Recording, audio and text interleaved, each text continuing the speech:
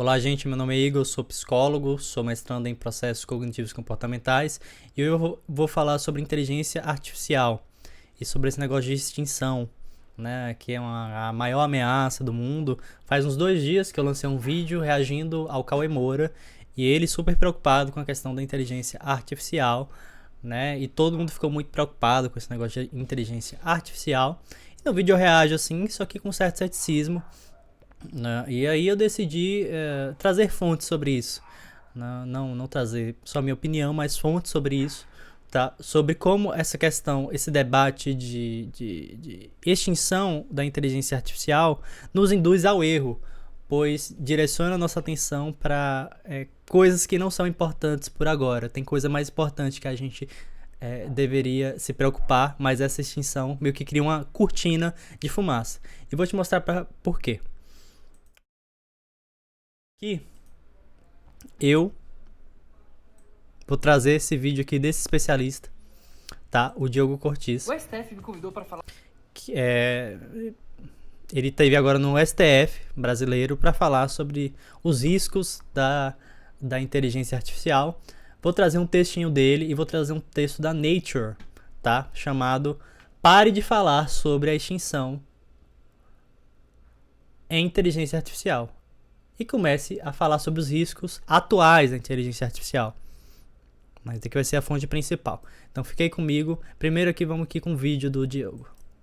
O STF me convidou para falar sobre o impacto da inteligência artificial no futuro do trabalho. Agora, por que eles me convidariam isso? Porque eles estão preocupados com essas questões e organizaram um fórum internacional de inovação. E o que eu falei para eles? Eu falei que a gente tem que olhar para essa relação do trabalho com a inteligência artificial a partir de diferentes perspectivas e não só a questão do mercado de trabalho e desemprego. Por exemplo, a gente tem uma questão hoje que é o trabalho que treina a IA. Várias pessoas são contratadas para auxiliar no treinamento da IA. Eu não estou me referindo aos cientistas, pesquisadores, engenheiros que criam a inteligência artificial, mas de humanos que ficam ali no processo de treinamento, refinando as respostas da máquina, rotulando dados. Muitas vezes elas são mal remuneradas. Várias manchetes ao redor do mundo mostraram que a OpenAI contratou pessoas no Quênia pagando $2 para ficar treinando o chat GPT. Então essa é uma questão que a gente também precisa discutir, porque são trabalhos muitas vezes mal remunerados que estão treinando a IA para fazer o trabalho humano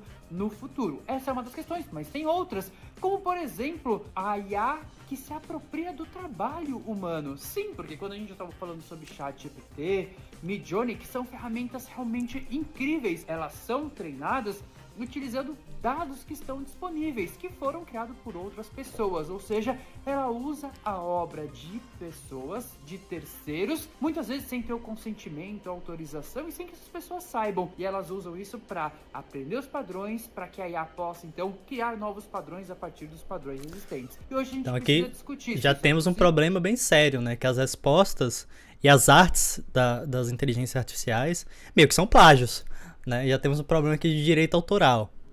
Pelo direito autoral ou não, e qual é a remuneração Mas esse não é o pior problema não, na minha percepção. Mas vamos lá. deveria ser posta para essas pessoas. Então o Japão vem discutindo que não vai haver direito autoral para treinar IA, mas tem empresas falando, a gente está pensando em mecanismos para remunerar o treinamento dessas pessoas. Então imagina aí, você desenvolve um traço foda no seu desenho e aí vem uma inteligência artificial e copia o seu traço foda e você ganha R$0 por isso. Isso é a morte da arte, né? A morte da criatividade. Essa questão é importante, mas vamos lá. Outra questão importante E isso é algo que está acontecendo agora, tá? Que está em debate. é sobre, aí sim, o desemprego. Toda tecnologia, quando ela entra na sociedade, ela traz um impacto muito grande e consequências, muitas vezes, imprevistas e indesejadas. E no mercado de trabalho, a gente sabe, a história nos conta que uma tecnologia, quando ela entra, ela destrói trabalhos, mas ela cria outros. A questão agora é se com a inteligência artificial vai ser a mesma coisa. Eu tendo a entender que não, porque a inteligência artificial é uma tecnologia cognitiva e a velocidade, o impacto e a magnitude de transformação da inteligência artificial é muito maior e não dá pra gente comparar com tecnologias passadas. Será que a gente vai ter essa mesma velocidade de repor as pessoas no mercado de trabalho, requalificando? Então é um desafio que a gente tem. O Goldman Sachs soltou um relatório falando que 300 milhões de postos de trabalho serão impactados nos próximos anos e que isso vai aumentar o PIB. Mas se aumentar o PIB e tem menos postos de trabalho, quer dizer que vai haver uma concentração maior de renda e de poder. Esse que é um problema muito sério, porque a concentração de renda tem muitas consequências para a sociedade. Aumento na criminalidade, fome, desigualdade social. E aí a gente já tem uma concentração de renda muito grande, e que só aumenta com os anos. Diferente de alguns marcadores, como de bem-estar, como diminuição da mortalidade infantil, que a gente tem diminuído com o tempo, em média, a concentração de renda é algo que tem aumentado em média. Já está acontecendo na mão de poucas big techs que detêm o uso da inteligência artificial. É claro que o movimento Open Source pode tentar ajudar a quebrar essa concentração, mas isso é assunto para um outro vídeo. Pronto, então note que a gente já tem uns problemas aí da IA, que é questão de concentração de renda. E saiu uma carta, né, da extinção da humanidade pelas IAs, assinada pelo Elon Musk, assinado por esse rapaz aqui, né, que é o chefe executivo da OpenAI, né, que é o dono da ChatGPT, o Sam Altman. E aí, mas vamos lá. Mas o que acontece é que quando a gente fala de extinção humana pela inteligência artificial, a gente coloca uma cortina de fumaça em um problema sério, que é justamente que as inteligências artificiais estão trazendo problemas agora para essa humanidade. Então a gente já citou alguns, né? Como questão de privacidade, questão de direitos autorais, questão de concentração de poder, falta de transparência. Então, por exemplo, esse rapaz aqui, o Sam Altman, ele tá dando palestras no mundo todo, dizendo o perigo das inteligências artificiais. Mas note que isso é um pouco estranho, porque uma empresa, por exemplo, de petróleo, ela não vai sair pelo mundo dizendo os perigos do combustível do carbono. Uma empresa de tabaco não sai dando palestra dizendo dos perigos da nicotina para o corpo humano. Mas com inteligência artificial isso está acontecendo, né? Os grandes milionários, multimilionários, bilionários estão aí, né? Nossa, uau, que perigo! E aí tanto o Diego Cortiço quanto esse artigo aqui da Nature, eles chegam à conclusão de que isso é uma cortina de fumaça. Por quê? Por exemplo, o Reino Unido está querendo, a União Europeia está querendo a regulação, mas a própria OpenAI está dizendo que se for regulação muito dura, eles não vão querer. Então, note que eles estão criando a cortina de fumaça para a gente debater o que é realmente importante, que é a regulamentação agora, não são as ameaças futuras, né? Nesse texto ele vai dizer aqui de maneira bem clara, vou deixar aí para você ler, né, a percepção dele.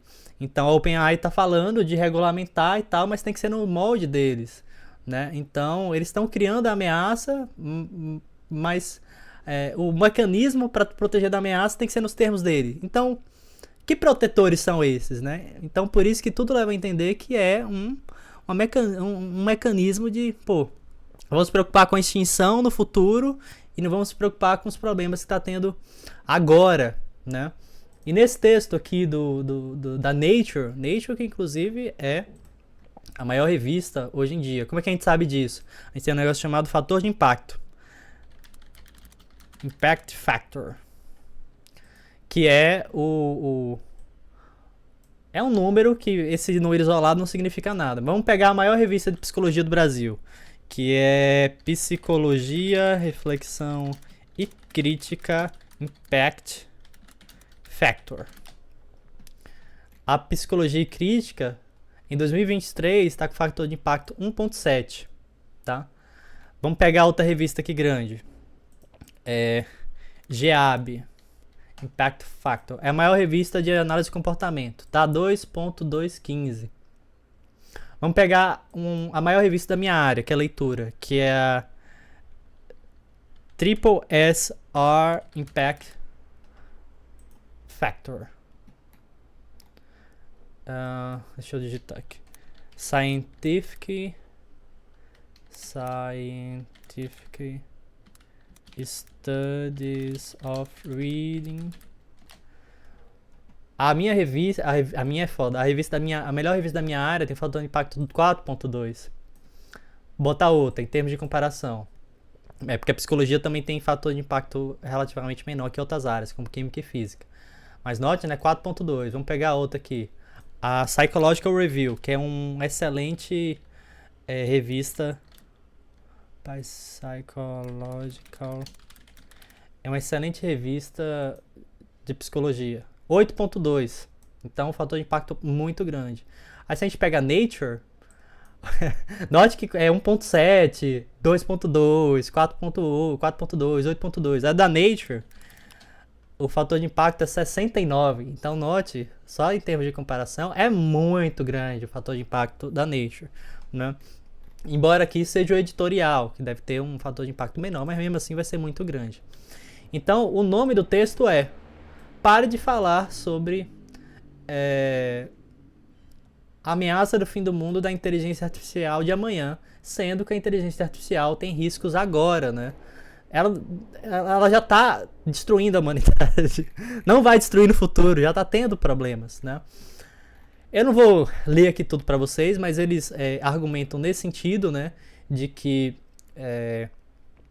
a inteligência artificial já tem riscos no sentido de, por exemplo, diagnósticos errados, de governos autoritários estarem usando para reconhecer rosto, dados enviesados, preconceituosos, né? Porque quem treina a inteligência artificial é humano.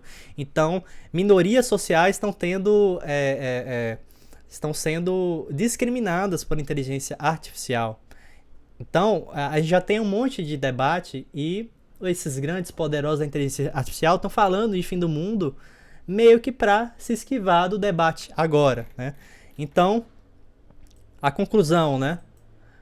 O debate sobre ameaça existencial da inteligência artificial não é construtivo. Tem que ter uma discussão sobre os riscos atuais e as ações atuais. Quanto antes a humanidade estabelecer regras sobre, né, o engajamento das inteligências artificiais, mais cedo a gente vai poder viver em harmonia com essa tecnologia. Então eu acho que essa é um pouco minha opinião. Não adianta a gente falar agora de extinção, como o vídeo do Cauê Moura. Embora ele traga muitos pontos interessantes, como por exemplo, falta de regulamentação, que é o ponto principal. Mas ele vem no sentido de, a ameaça que tem no futuro, sendo que a gente tem que debater essa questão agora. Então, essa é um pouco minha resposta ao vídeo do Cauê Moura, e trazendo um ponto aqui diferente, vou deixar as referências aqui embaixo, tá? Pra quem quiser ler. E diz o que vocês acharam desse vídeo um pouco diferente. E grande abraço. E esse vídeo aqui não é vídeo de treta, tá? Não, refutando o Cauê Moura. Tô trazendo um ponto diferente sobre esse debate da extinção das inteligências artificiais. Grande abraço.